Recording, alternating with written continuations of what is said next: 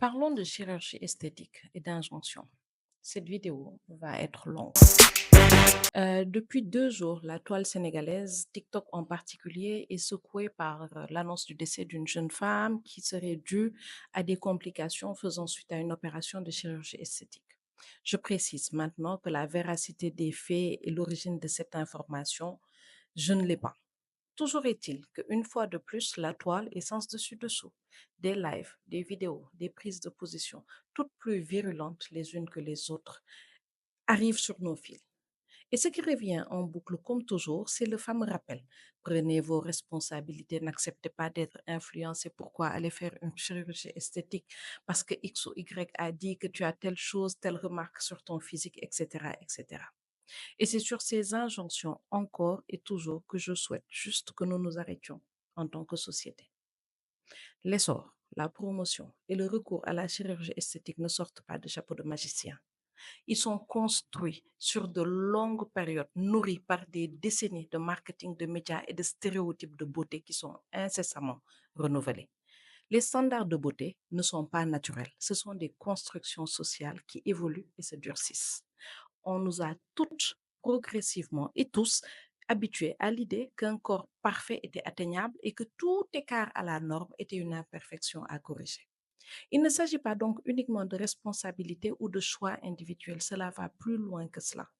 Parce que le regard que nous portons sur nous-mêmes, sur notre corps, est façonné par la société dans laquelle nous évoluons et dont les standards ont changé depuis quelques années, devenant de plus en plus homogènes et exigeants.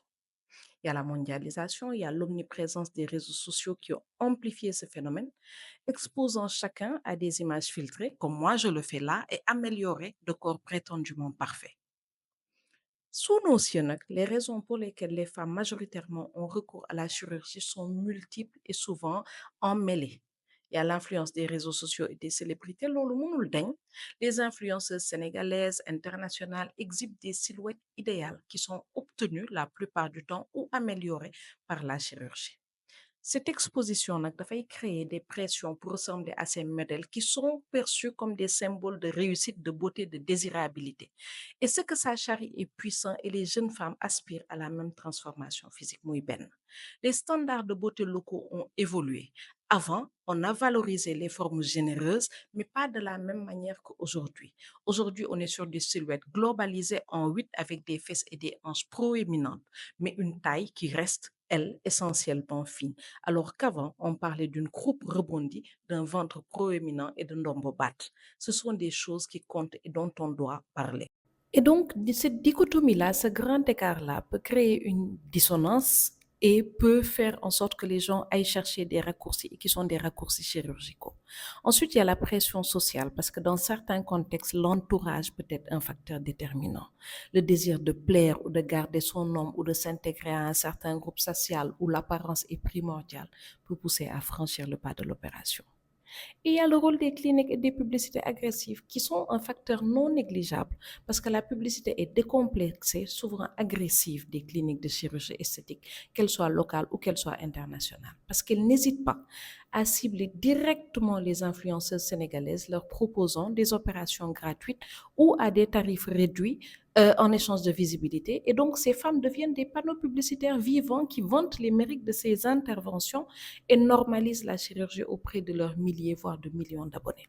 C'est une stratégie marketing qui, bien que lucrative pour les cliniques, met aussi une pression supplémentaire sur toutes les femmes qui voient ces transformations comme la nouvelle norme, une porte d'entrée vers une vie meilleure.